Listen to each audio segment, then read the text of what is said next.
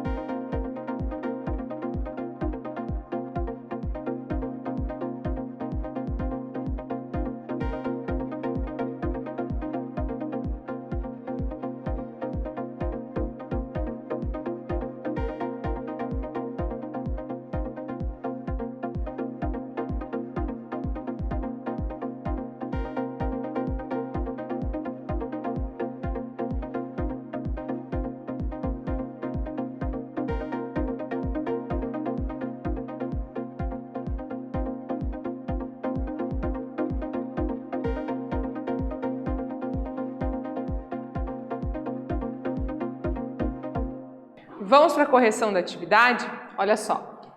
Então, utilizando as informações que a gente tem lá no enunciado, a gente consegue escrever a reação química utilizando os nomes que ele deu para a gente ali. Não precisamos nem das fórmulas, né? Podemos colocar direto o nome como ele colocou no enunciado. Então, o ácido clorídro tem 73 gramas, foi usado 58 gramas de hidróxido de magnésio, aí ele obteve o cloreto de magnésio, que é o que ele quer saber o valor, e também obteve água, 36 gramas. Pela lei de Lavoisier, temos que a massa total dos produtos é igual à massa total dos reagentes. Assim, a gente vai transformar esses nossos dados numa equação. Tá? Então, 73 mais 58 é igual a x mais 36. Nesse caso, o cloreto de magnésio, 95 gramas, foi obtido. Agora vamos falar sobre a lei das proporções constantes, ou lei de Proust. Então, no ano de 1806, o cientista Joseph Louis Proust enunciou a lei que serviu de base para o atomismo, conhecido como Lei das Proporções Constantes ou Lei das Proporções Definidas, e informa que os produtos de uma reação são dotados de uma relação proporcional de massa com os reagentes. Vamos ver um exemplo aqui de aplicação dessa lei, olha só. Foi realizada a experiência de decomposição da água em 2 experimentos, conforme a seguir. Então, tem a água, né, através da eletricidade, teve a divisão ali em hidrogênio e oxigênio. Então, a água se dividiu aí nos seus elementos primeiros. Então, a primeira vez que foi feito o experimento, ele tinha 9 gramas de água e aí obteve 1 grama de hidrogênio e 8 de oxigênio. Na segunda vez, ele teve 18 gramas de água, 2 de hidrogênio e 16 de oxigênio. Para comprovar a constância entre as massas, é preciso dividir a massa de hidrogênio do experimento 2 pela massa do hidrogênio do experimento 1. Assim, percebemos que as massas do experimento 2 é o dobro em relação ao experimento 1. E a gente pode verificar nesse caso que a gente tem uma proporção definida, sempre vai estar ali, né, 1:8. Por mais que ele está fazendo o experimento com uma quantidade maior, ele mantém a mesma proporção, né, vai produzir 2 hidrogênios, né, e o dobro da quantidade de oxigênio. Então essa é a lei das proporções definidas, onde a gente consegue saber qual que é a relação, né, entre o reagente e o produto e a gente mantém essa proporção. Agora a gente vai fazer a atividade 2 para poder observar aí a lei de Proust mais uma vez. Olha só. Foram realizados 3 experimentos envolvendo a reação de síntese entre o nitrogênio e o hidrogênio para obtenção da amônia. Os dados obtidos estão listados na tabela a seguir. Demonstre a lei de Proust baseando-se nesses resultados. Então ele tem 3 experimentos para essa reação e ele quer que você demonstre a lei de Proust através desses resultados. Agora é com vocês.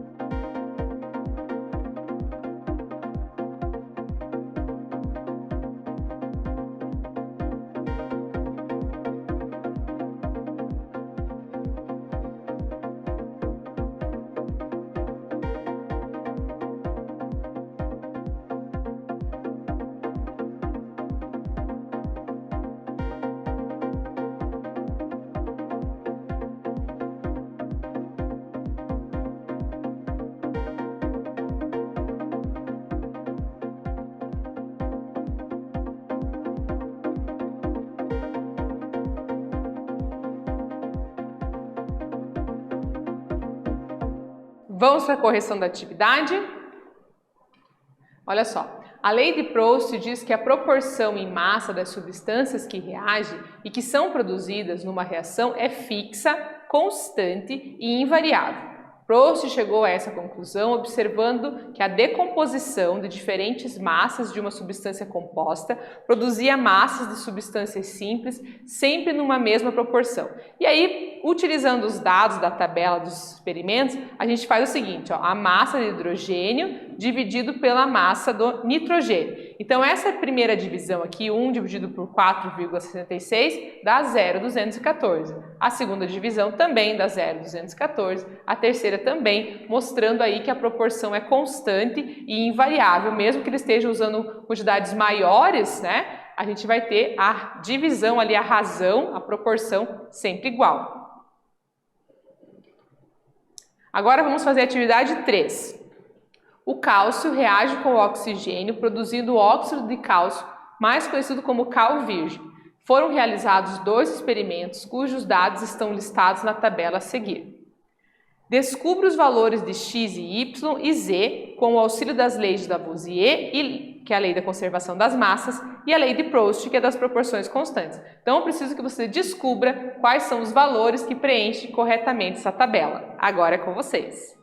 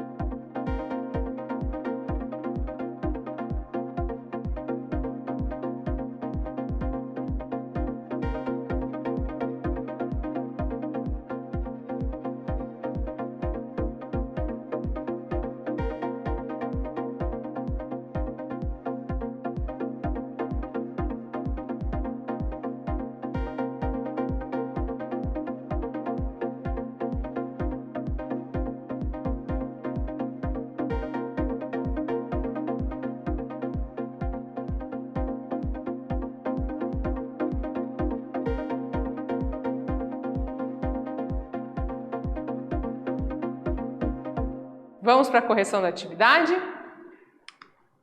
Então, a lei de Lavoisier diz que a massa no sistema permanece constante. Portanto, a gente vai descobrir o valor do x fazendo uma equação simples aqui com os outros valores que temos na tabela.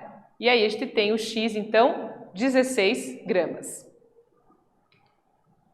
A lei de Proust diz que a proporção se mantém constante. Então, se a massa do oxigênio era 16 gramas e passou para 32, significa que ela dobrou. Assim, todos os outros valores também vão dobrar. Então, está observando, né, que teve a dobra do valor. Então, o Y, né, 40 vezes 2, 80, e o Z, 56 vezes 2, 112 gramas, são os valores que preenchem corretamente, né, essa nossa tabela. E a proporção, né, dobro, aqui no caso reduziu, né, a metade, e também teve o dobro nos valores aqui do cal virgem, correto? Agora a gente tem a atividade de mão na massa, que está dividida em duas partes, então eu vou deixar um tempinho para que você possa ler aí com qualidade e resolver a situação. Olha só. Lavoisier iniciou na química o método científico, estudando os porquês e as causas dos fenômenos. Assim descobriu que a transformação químicas e físicas ocorre com a conservação da massa. Outras leis químicas também foram propostas e dentre elas as leis ponderais são ainda válidas, né? Imagine que agora você e sua equipe estão diante do mesmo desafio que Lavoisier e Proust tiveram nos séculos 18 e 19 e estão diante da seguinte situação-problema. Letra A. Segundo a lei da conservação da massa, qual a massa de óxido de cálcio que será obtida a se usar 16 gramas de oxigênio para reagir completamente com 40 gramas de cálcio? E letra B.